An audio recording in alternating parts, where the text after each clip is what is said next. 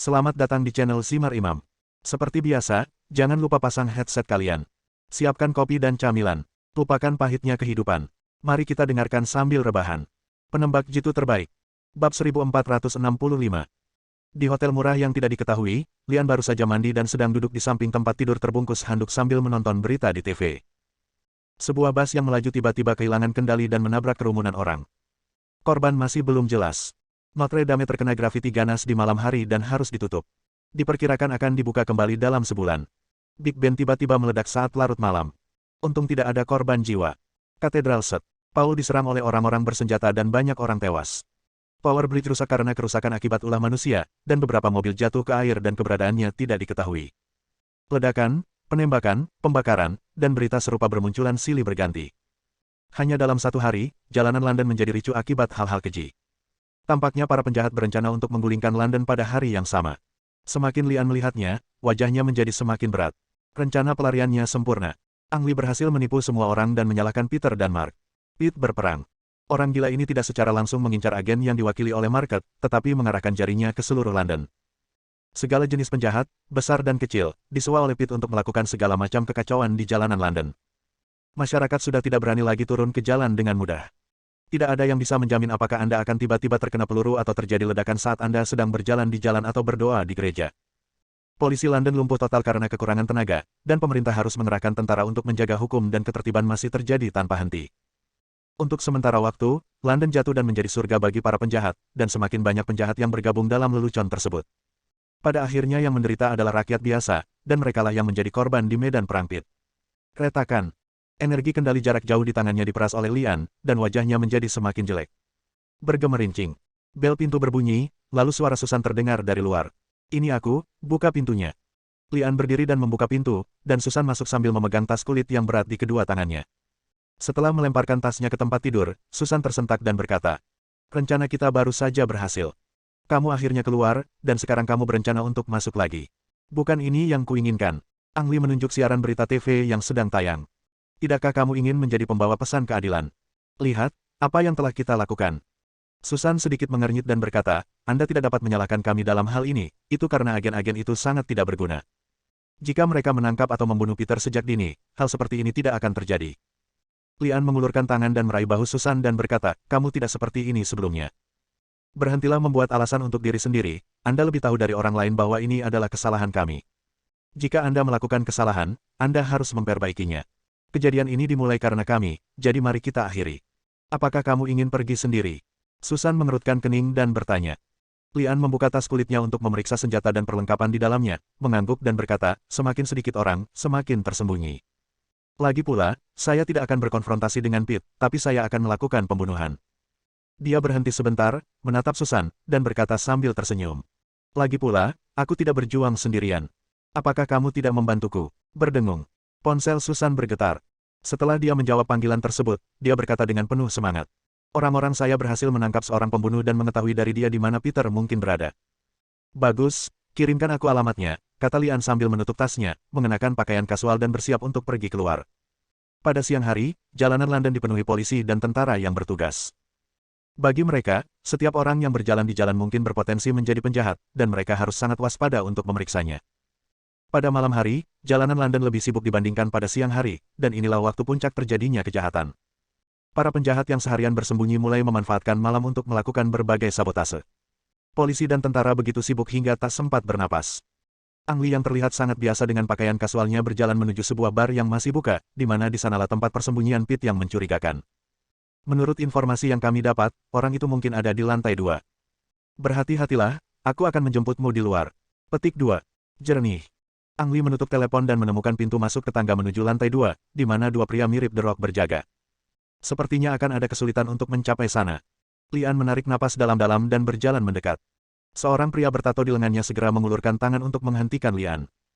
"Itu tempat pribadi di atas sana, kamu tidak bisa naik ke sana." Lian berkata dengan wajah dingin, "Saya mendengar mereka merekrut orang, dan saya di sini untuk melamar." Kedua pria bertubuh besar itu saling memandang dan kemudian memberi jalan untuk sebuah jalan. Tampaknya tidak terlalu sulit untuk bangkit. Lian berhasil melewati level pertama dan mencapai lantai 2. Dibandingkan dengan kebisingan di bawah, lantai 2 relatif sepi. Ada beberapa orang yang tampak mengancam di aula. Lian berdiri diam di sudut, menyembunyikan dirinya dalam bayang-bayang, dan menunggu dengan sabar. Pit akan segera muncul, dan Ang Li hanya perlu melepaskan satu tembakan untuk menyelesaikan semua masalah. Beberapa menit kemudian, langkah kaki terdengar di koridor, dan seorang wanita muncul di aula bersama beberapa pria bersenjata. Apakah itu dia? Lian mengenal wanita yang menjual bunga kepadanya di jalan hari itu. Dia adalah bawahan Pit, dan orang-orang bersenjata di belakangnya adalah tentara bayaran. Lian menundukkan kepalanya sedikit agar tidak dikenali oleh pihak lain. Faktanya, ada puluhan orang berkumpul di sini, dan mustahil bagi wanita itu untuk langsung mengenali mereka. Diskusi asli dan percakapan berbisik di aula berhenti, dan mata semua orang terfokus pada wanita itu. Semua orang dipersilakan datang ke sini dan bergabung dengan keluarga besar kami. Apapun spesialisasi yang Anda miliki, Anda akan memiliki kesempatan untuk mengembangkan bakat Anda di sini. Sekarang, silakan datang ke sini untuk mendaftar dan memberitahu kami rencana Anda, dan kami akan berusaha sebaik mungkin untuk memenuhi kebutuhan materi Anda. Selain itu, selama Anda menyelesaikan tugas dengan sempurna, Anda akan menerima imbalan yang besar. Wanita itu berdiri di sana berkhotbah seperti seorang orator. Oh, sorakan segera meledak di aula. Setelah wanita itu mengucapkan beberapa patah kata lagi, dia menyerahkan pengadilan kepada tentara bayarannya dan berbalik untuk berjalan kembali ke tempat asalnya. Tentara bayaran itu dikelilingi oleh para penjahat, dan tidak ada yang memperhatikan bahwa Lian diam-diam mengikuti wanita itu dan meninggalkan aula. Bos, semuanya sudah diatur sesuai instruksimu. Sebelum fajar menyingsing, orang-orang ini akan dikirim ke seluruh penjuru London untuk menyelesaikan kehancuran baru. Yah, kamu melakukannya dengan sangat baik. Agen-agen itu sudah dalam masalah sekarang, dan tidak lama lagi aku akan membuat mereka membayar karena telah mempermainkanku. Percakapan antara wanita itu dan Pit terdengar di dalam kamar. Bab 1466. Lian mendengar bahwa Pit tidak ada di kamar, dan wanita itu sepertinya sedang menelepon atau video call dengan Pit.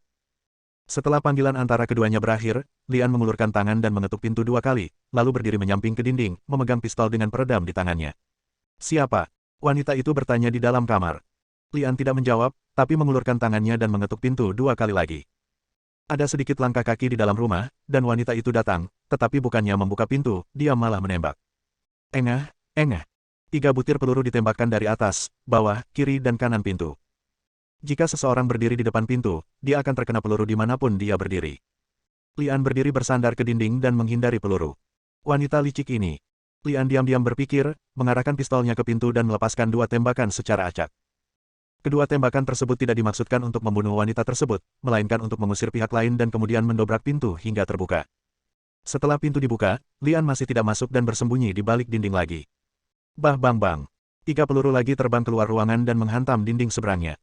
Wanita lebih sulit dihadapi daripada yang dibayangkan Lian, tapi Lian sudah bersiap dan mengambil flash bomb. Ada, ledakan, cahaya terang menyala di dalam ruangan dan seorang wanita berteriak. Lian mengambil kesempatan itu untuk memasuki rumah dan segera menemukan bunker untuk bersembunyi. Ruangannya tidak terlalu besar, lebih mirip kantor. Ada komputer di atas meja dan sofa di depannya untuk tamu. Wanita yang matanya terstimulasi oleh cahaya terang bersembunyi di balik sofa. Lian mengulurkan tangan dan mengambil vas bunga dan melemparkannya ke sisi kanan wanita itu. Saat terdengar suara vas pecah, wanita itu segera menarik pelatuknya ke arah suara tersebut. Pelurunya meleset secara alami. Lian memanfaatkan gangguan pihak lain, berdiri dan menarik pelatuknya. Peluru tersebut secara akurat mengenai pergelangan tangan wanita itu, menjatuhkan pistol pihak lain. Jangan bergerak. Ang Li bergegas mendekat dan mengarahkan pistolnya ke kepala wanita itu. Apakah itu kamu? Mata wanita itu belum pulih, tapi dia bisa mengidentifikasi identitas Lian dari suaranya. Katakan padaku di mana Peter berada dan aku bisa membiarkanmu hidup. Ancam Ang Li. Sial, aku tidak akan memberitahumu. Wanita itu berkata dengan keras kepala. Kamu hanya dibayar untuk melakukan pekerjaan paruh waktu.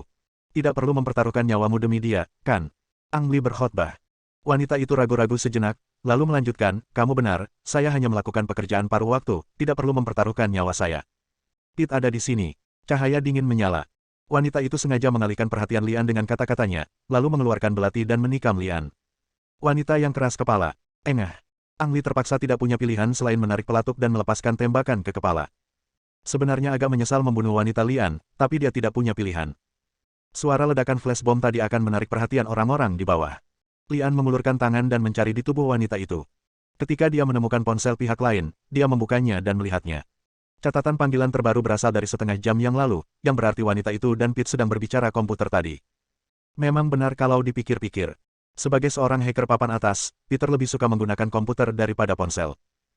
Lian dengan cepat berjalan mendekat dan melihat komputernya menyala, jadi dia memasukkan USB flash drive yang telah dia persiapkan sebelumnya, membuka jendela dan melompat dari lantai 2. Susan, Aku menghubungkan barang yang kamu berikan padaku ke komputer. Pete baru saja terhubung ke stasiun ini belum lama ini. Lihat apakah Anda dapat menemukannya. Ketika Lian meninggalkan bar, dia mengeluarkan ponselnya dan memutar nomor ponsel Susan. Susan menjawab, jangan khawatir, saya akan menemukan di mana IP Peter berada. Jika dia dapat terhubung ke komputer ini lagi, segalanya akan lebih mudah. Lian tiba-tiba teringat nomor telepon di ponsel wanita itu, matanya berbinar, dan dia berkata, mungkin saya punya cara. Saya tidak tahu apakah pria itu akan tertipu. Setelah berbicara, Lian menutup telepon dan mengirim pesan teks ke ponselnya. Bos, bar diserang dan kami menderita banyak korban. Ang Li menduga catatan panggilan terbaru wanita itu seharusnya milik Peter, jadi dia dengan berani mencobanya. Ketika Peter menerima pesan teks yang aneh, pikiran pertamanya adalah mengkonfirmasinya dengan rekan dekatnya. Wanita itu telah terbunuh, jadi wajar saja dia tidak akan menjawab teleponnya. Telepon tidak dapat tersambung, jadi metode konfirmasi kedua Peter tentu saja adalah komputer. Ketika dia terhubung ke komputer lagi, Susan punya kesempatan. Tidak lama kemudian, ponsel Lian berdering. Setelah ragu-ragu sejenak, Lian menjawab telepon. Siapa kamu? Suara Peter terdengar dari ujung telepon. Orang ini benar-benar orang yang mencurigakan, dan dia mengganti nomor ponselnya untuk menghubungi Lian. Ang Li berbicara dengan suara kasar sehingga Peter tidak dapat mengenali siapa dirinya, dan sengaja berbicara dengan nada resmi. Dengar, ini wilayah kami. Tidak peduli di lubang tikus mana kamu bersembunyi, orang-orangku akan menemukanmu. Selain itu, orang-orangmu telah dibunuh oleh kami, jadi sebaiknya kamu keluar dan menyerah secepat mungkin. Cekikikan. Peter tertawa aneh. Ingin menemukanku. Bermimpilah. Ayo lakukan ini. Aku akan memberimu waktu 24 jam lagi untuk melihat apakah kamu dapat menemukanku. Jika Anda tidak dapat menemukan saya akan membuat London menjadi neraka. Petik 2. Kamu berani. Aku tantang kamu untuk segera mengetahuinya. Pete menutup telepon sambil tertawa aneh lagi. Orang ini sangat pintar. Dia mengakhiri panggilan untuk mencegah lokasi telepon, dan dia salah mengira Ang Li adalah agen negara Y. Kurang dari 10 detik kemudian, ponsel Lian berdering lagi, kali ini Susan yang menelepon. Lokasi orang itu telah ditentukan. Tepatnya untuk mengkonfirmasi IP yang digunakan pihak lain. Anda tidak akan percaya, bahwa IP adalah milik intelijen militer. Intelijen militer. Lian sedikit terkejut. Jika Peter bersembunyi di Mi, tak heran para agen tidak dapat menemukan Peter. Maksudmu seseorang di Departemen Intelijen Militer disuap oleh Peter? Tanya Ang Li. Susan menjawab, belum tentu, yang dia gunakan hanyalah alamat IP salah satu cabang Departemen Intelijen Militer. Saya cek dan di sana banyak perusahaan yang menggunakan jaringan perusahaan yang sama. Mungkin mereka hanya meminjam IP masing-masing. Bagaimanapun, dia pasti ada di suatu tempat di sekitar sana. Saya mengerti, tolong kirimkan saya alamatnya dulu. Perintah Lian. Apakah kamu membutuhkan aku untuk mengirim seseorang untuk memperkuatmu? Susan bertanya. Lian menjawab, tidak, saya akan pergi ke sana dan memeriksa situasinya terlebih dahulu. Anda hanya perlu membantu saya menemukan informasi kontak Mark. Saya rasa saya akan membutuhkannya. Dimengerti. Susan menjawab, mengetahui dalam hatinya bahwa Ang Li ingin menggunakan Mark untuk menyingkirkan Peter. Cerdas, tapi langkah yang berisiko. Lian baru saja melarikan diri, tapi dia mungkin terlibat lagi. Bab 1467. Lian bersembunyi di gedung di seberang cabang intelijen militer. Lampu di seberangnya adalah cabang intelijen militer. 10 menit yang lalu, Ang Li menghubungi Market secara anonim dan memberitahunya bahwa Peter bersembunyi di gedung ini. Mark sangat marah setelah menerima berita itu. Dia telah mengatur agar orang-orang menutup seluruh gedung dan mulai mencari dari lantai ke lantai. Ini adalah proyek besar, dan tidak mudah menemukan orang yang tersembunyi di gedung pencakar langit. Terlebih lagi, Market punya alasan untuk percaya bahwa tindakan mereka telah diperhatikan oleh Pete. Jika orang itu benar-benar ada di gedung ini, dia pasti sudah mengetahuinya. Bang! Sebuah ledakan tiba-tiba terdengar, dan seluruh bangunan menjadi gelap gulita. Pemadaman listrik. Alis Mark terangkat, diam-diam bahagia di hatinya. Tampaknya Pete mengambil tindakan, tetapi juga secara sepihak menyatakan bahwa pria itu ada di gedung ini. Kurangnya listrik menimbulkan tantangan besar dalam pencarian. Hanya lampu darurat yang masih bisa digunakan, dan orang hanya bisa menaiki tangga. Blokir semua pintu keluar dan jangan biarkan seekor semut pun lolos tanpa izinku. Selain itu, personel khusus harus ditugaskan untuk menjaga tangga di setiap lantai. Market mengambil walkie-talkie dan memberi perintah. Ada orang yang menjaga setiap lantai. Apakah jumlah orangnya cukup? Marker tidak mempedulikan hal ini. Selama dia bisa menangkap Peter, dia akan terus mengirim orang dari tempat lain. Boom! Boom! Sebuah ledakan besar tiba-tiba terdengar, dan seluruh bangunan berguncang, seolah-olah tongkat itu akan jatuh kapan saja. Pecahan kaca yang tak terhitung jumlahnya jatuh seperti tetesan air hujan, dan orang-orang di tanah terkejut dan berlindung. Pertahankan posisimu dengan tegas. Market berteriak. Bisakah seseorang memberitahuku apa yang baru saja terjadi? Bangunan di seberang Lian juga terkena dampak ledakan tersebut. Banyak jendela yang pecah, namun dia tergeletak di tempat dan tidak bergerak. Ledakan terjadi di lantai tengah gedung tempat kantor intelijen militer berada. Seseorang meledakkan MIDI. Pete benar-benar kejam. Ini adalah deklarasi perang, tapi juga semacam balas dendam. Apakah kamu tidak ingin menemukanku? Oke, aku akan meledakkan sarangmu dulu. Kantor intelijen militer menempati seluruh lantai dan memiliki sistem pertahanan yang ketat. Bagaimana Pete mengangkut bom dan memasangnya di bawah pengawasan para agen? Benarkah ada pengkhianat di kantor intelijen militer? Lian tiba-tiba mendapat ide lain. Bagaimana jika yang ada di badan intelijen militer bukan pengkhianat, melainkan ada yang menyusup ke badan intelijen militer? Misalnya, Peter sendiri adalah seorang agen jenius. Tidak sulit untuk meretas sistem komputer badan intelijen militer, bahkan lebih sederhana lagi selama dia melakukan beberapa trik di latar belakang untuk memalsukan identitas. Artinya, Pete sudah 2 hari terakhir tinggal di badan intelijen militer sebagai agen. Kalau begitu, akan relatif mudah baginya untuk membawa beberapa bom. Peter pasti bersembunyi sebelum ledakan dan tidak akan terpengaruh oleh ledakan tersebut. Setelah ledakan, dia memiliki kesempatan untuk melarikan diri dari lokasi kejadian. Bagaimana Pete akan pergi? Ang Lee melihat ke atap gedung. Beberapa helikopter melayang di langit. Tidak realistis bagi Peter untuk mengungsi dari udara. Bagaimana dengan di bawah? Terkena dampak ledakan, terjadi kekacauan di lantai bawah. Ambulans. Mata Lian berbinar, dan dia tiba-tiba memahami rencana Peter. Jika itu Anda, maka merupakan ide bagus untuk berpura-pura menjadi orang yang terluka dan meminta agen tersebut secara pribadi mengantarkan Anda keluar. Apalagi banyak identitas yang bisa disamarkan. Misalnya petugas pemadam kebakaran atau petugas ambulans. Singkatnya, dengan tenaga Mark saat ini, mustahil untuk membedakan satu persatu dalam situasi kacau seperti ini. Pete punya banyak peluang untuk melarikan diri. Ang Lee memeriksanya melalui teropong senapan sniper. Demikian pula, mustahil baginya untuk mengetahui siapa Pete. Biarkan Susan meretas sistem pemerintah, mengaktifkan pengenalan wajah, lalu menggunakan pengawasan jalanan untuk melakukan pengenalan wajah pada semua orang. Maaf, itu alur filmnya. Tidak mungkin melakukannya dalam lingkungan seperti ini, dan bahkan jika hal itu bisa dilakukan, Susan tidak akan mampu melakukannya sendirian. Ang Lee mengeluarkan ponselnya dan mengedit pesan teks, memberitahu Markart tentang kecurigaannya. Markart sedikit ketakutan setelah menerima pesan teks tersebut, bukan karena Peter akan mengalihkan pandangannya kapan saja, tetapi karena orang lain sedang menatapnya dengan mata ke langit. Siapa kamu? Markart mengangkat kepalanya dan melihat sekeliling. Dia curiga Ang Lee bersembunyi di gedung terdekat, tetapi dia tidak punya tenaga atau waktu luang untuk menemukan Peter. Banyak hal telah berkembang hingga saat ini, dan Markart harus meraih beberapa pencapaian. Jika Pete dibiarkan kabur, dia akan menjadi bahan lelucon. Markart benar-benar gila, dan dia dengan cepat mengambil tindakan baru dan memblokir gedung untuk kedua kalinya. Siapapun yang memasuki gedung harus memverifikasi identitasnya jika ingin keluar, jika tidak, mereka hanya dapat tinggal di dalam gedung untuk sementara. Apakah Anda ingin mengingatkannya? Ang Lee sedikit cemas. Tindakan Mark itu bodoh dan memakan tenaga serta tenaga. Karena Peter dapat menyusup ke badan intelijen militer, apakah berguna menggunakan komputer untuk memverifikasi identitasnya? Bagaimanapun, tindakan Markart memang memiliki efek jera tertentu. Sekarang terserah pada Pete apakah dia punya nyali untuk terus melewati blokade dengan identitas palsu. Begitu identitasnya terungkap, Peter akan menjadi tahanan. Jika itu aku akan mengambil risiko dan mencobanya, ini satu-satunya kesempatanku untuk pergi. Peter seharusnya punya beberapa trik. Lian berpikir. Boom, boom, boom.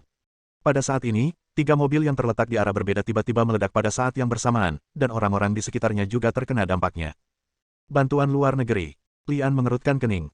Ini adalah pilihan terakhir Pete, dia juga mendapat bantuan asing. Selama lebih banyak kekacauan terjadi di luar, blokade Mark yang diatur dengan cermat akan mudah dipatahkan. Bagi Meg, tinjunya sudah habis dan dia tidak punya kekuatan ekstra untuk memukul. Pete, larilah. Ang Lee tidak bisa membiarkan hal ini terjadi, jadi dia mengedit pesan teks dan mengirimkannya ke Markart, memberitahunya untuk tidak peduli dengan apa yang terjadi di luar, dan selama dia tetap di garis pertahanan dan mencegah orang-orang di dalam datang. Keluar, dia akan mampu menjebak Peter sampai mati. Setelah melihat pesan teks tersebut, Mark sangat marah hingga dia hampir menjatuhkan ponselnya dan mengumpat dalam benaknya. Brengsek, menurutmu aku tidak tahu. Meski dimarahi, Meg tetap berteriak keras, tidak seorang pun boleh meninggalkan gedung tanpa perintah saya, kalau tidak mereka akan ditembak di tempat. Langkah ini juga cukup kejam. Hampir mustahil bagi Peter untuk menyelinap keluar selama kekacauan itu. Namun, ledakan luar tidak bisa menghancurkan garis pertahanan Markart, tapi bagaimana dengan bagian dalamnya? Boom, boom, boom. Beberapa ledakan terdengar dari dalam gedung satu demi satu. Agen yang dikirim menderita banyak korban jiwa, dan yang terluka harus segera dipulangkan. Markart dihadapkan pada tantangan besar dan dia harus segera mengambil keputusan. Bab 1468. Selamatkan orang dan kirim mereka ke rumah sakit. Mark akhirnya tersesat dalam kenyataan. Dia tidak ingin melihat lebih banyak korban dan dirinya sendiri yang mencabut blokade. Sejujurnya, Ang Lee sedikit kecewa dengan Mark De, tapi menurutnya itu wajar. Jika Meg tidak mencabut blokade, pasti akan ada lebih banyak korban jiwa. Menghadapi tekanan opini publik saja sudah cukup untuk membuatnya pingsan. Hingga saat ini, market masih menghadapi tekanan yang cukup besar, dan sebagian besar tekanan tersebut datang dari pemerintah. Jika hal sebesar itu terjadi, salah satu pihak harus disalahkan. Sebagai orang utama yang bertanggung jawab atas operasi ini, kesalahan pada dasarnya ada di pihak Mark. Dengan dicabutnya blokade, Marker tahu dia telah kalah dari Pete. Ang Lee menggelengkan kepalanya sedikit. Perkembangan kejadian itu agak tidak terduga. Awalnya dia mengira Mark akan dengan mudah menangkap Peter. Siapa yang menyangka Peter akan memiliki begitu banyak persiapan, tempat ini lebih seperti jebakan. Sekarang blokade Mark telah dicabut, ada kemungkinan 80% Peter akan pergi dari tengah kerumunan. Tidak ada gunanya Lian terus tinggal, jadi dia mengemasi perlengkapannya dan pergi. Menggigit. Lift berhenti di lantai atas. Apakah sekarang ada orang yang bekerja lembur? Lian berpikir. Menggigit. Lift turun perlahan dan berhenti lagi di lantai Lian. Saat pintu lift terbuka, Lian melihat selusin petugas polisi khusus bersenjata lengkap berkerumun di dalam. Bukankah semua orang dari Meg ada di gedung seberang? Kok ada 10 petugas polisi khusus di sini, dan sepertinya mereka selalu ada di atas. 10 pasang mata menatap Lian, membuat Lian merasa sedikit panik. Lagi pula, dia punya segudang senjata di ranselnya. Lift yang tersegel itu seperti sangkar dengan 10 binatang yang terkunci di dalamnya. Memasukinya sendiri seperti melompat ke dalam sangkar, mencari kematianmu sendiri. Lian melihatnya sekilas dengan santai, dan kelopak matanya tenggelam. Pete, Ang Lee tidak mungkin salah. Bukankah pria yang berdiri di tengah adalah Pete yang dia cari? Kenapa dia ada di sini? Perangkap. Ang Lee memikirkan kata ini lagi. Sisi berlawanan adalah jebakan dari awal hingga akhir. Terlepas dari IP atau bomnya, semua yang dilakukan Pete membuat orang mengira dia bersembunyi di gedung seberang, padahal dia selalu ada di sini. Adapun perlengkapan polisi khusus yang dikenakannya, jelas digunakan untuk melewati situasi tersebut dan memudahkannya untuk pergi. Pria yang licik. Di bawah tatapan kedua belah pihak, pintu lift perlahan menutup kembali, dan tiba-tiba terdengar teriakan dari dalam, tangkap dia. Pete juga mengenali Ang Lee. Faktanya, Peter mengenali Ang Lee pada pandangan pertama, tapi itu sedikit aneh. Bukankah orang ini sudah mati? Peter tidak bereaksi sampai pintu lift akan menutup sepenuhnya. Retakan. Satu tangan meraih celah pintu dan memaksa pintu lift terbuka, hanya untuk melihat sesosok tubuh menghilang dalam sekejap. Apakah kamu bercanda? Ang Lee membawa senapan sniper, namun senapan sniper merupakan senjata tembak jarak jauh dan tidak cocok digunakan pada jarak sedekat itu. Selain itu, jika lawan memiliki 10 senjata, apa gunanya meskipun dia menembak dan membunuh salah satunya? 9 orang lainnya akan menembak diri mereka sendiri. Daripada melawan musuh dengan sepenuh hati, lebih baik hindari dulu ujung tajamnya. Tidak jauh dari lift ada pintu tangga. Lian berlari ke tangga dan bergegas ke atas dalam satu tarikan napas. Retakan. Di tengah pertempuran, Ang Lee melemparkan bom asap ke bawah untuk menunda musuh, lalu bergegas ke rooftop. Kebugaran fisik Peter tidak dapat dibandingkan dengan seorang pejuang sejati, dan dia tertinggal di belakang. Terdapat banyak kendala di rooftop, seperti kipas angin, yang sangat mudah disembunyikan di lingkungan gelap. Ketika orang-orang Peter bergegas ke atap, di mana mereka bisa melihat Ang Lee. Ada terlalu banyak orang di bawah, dan orang-orang Peter semuanya mengenakan kostum khusus. Sangat mudah bagi orang untuk berpikir bahwa Lian adalah orang jahat. Ketika SWAT yang asli dan orang-orang Peter menyerang dari kedua sisi, Huang Sang akan mati. Oleh karena itu, Lian berlari ke atas dan menggunakan tempat ini sebagai medan pertempuran pertama antara kedua belah pihak. Helikopter Mark masih melayang di langit, namun sayangnya perhatian mereka semua tertuju pada gedung di seberangnya, dan tidak ada yang memperhatikan situasi di sini. Ang Lee meletakkan ransel berisi senapan sniper di pojok, mengeluarkan flash bomb, bom asap, granat dan barang lainnya dan menaruhnya di tubuhnya sebagai cadangan. Di lingkungan ini, pistol lebih cocok. Ditambah dengan peredam, Ang Lee bisa membunuh orang yang tidak terlihat seperti hantu. Semuanya sudah siap. Lian mendengar langkah kaki menuju ke arahnya dan siap untuk berburu. Jaga tempat ini, jangan biarkan orang itu kabur. Suara Peter terdengar dan dia memerintahkan orang-orang untuk memblokir pintu keluar atap. Apa itu? Seru Pete tiba-tiba. Lian juga memperhatikan sesuatu yang aneh saat ini. Ada suara angin di atas kepalanya. Ketika dia melihat ke atas, dia melihat seekor burung besar terbang di atasnya. Apa? Lian juga bertanya secara naluriah. Tepatnya, itu bukanlah seekor burung, melainkan manusia bersayap logam, berpakaian seperti elang dari film Avenging City. Wow, sayap logam ditarik, dan kemudian terdengar suara tembakan dari sisi berlawanan. Ang Lee bersembunyi di balik penghalang dan tidak bisa melihat apa yang terjadi. Dia hanya tahu bahwa anak buah Pete sedang bertarung dengan Falcon. Dengan cepat terlihat jelas siapa yang kuat dan siapa yang lemah. Lepaskan aku, teriak Pete, sepertinya ditangkap oleh elang. Bagaimana Ang Lee bisa membiarkan orang yang tidak bisa dimengerti menangkap Peter? Dengan begitu dia akan merindukan zaman kegelapan lagi, jadi dia lari dari balik rintangan itu. Beberapa anak buah Pit semuanya tergeletak di tanah, sekarat secara tragis. Entah leher mereka terpotong oleh pisau tajam atau ada lubang di dada mereka. Peter dicekik oleh Falcon dengan satu tangan, dan ketika dia mencoba melawan, kedua lengannya langsung dipatahkan oleh Falcon. Ini sangat kejam. Lian diam-diam berpikir, dan sudah mengangkat pistol di tangannya. Karena saya tidak mengetahui gerak-gerik lawan, saya tidak terlalu dekat dengan lawan. Biarkan dia pergi, atau aku akan menembak. Falcon memandang Lian dengan jijik, lalu berbalik dan membawa Peter menuju atap. Sialan, lepaskan dia atau aku akan menembaknya. Lian tidak punya omong kosong seperti itu. Karena dia sudah memperingatkan pihak lain, tidak perlu membuang kata-kata lagi. Kapan? Sayap di punggung Elang tiba-tiba berkedip, menghalangi peluru yang ditembakkan Ang Li. Sangat cepat. Dalam jarak sedekat itu, sayap lawan yang terlipat tiba-tiba bisa menghalangi peluru. Sial, sial, sial.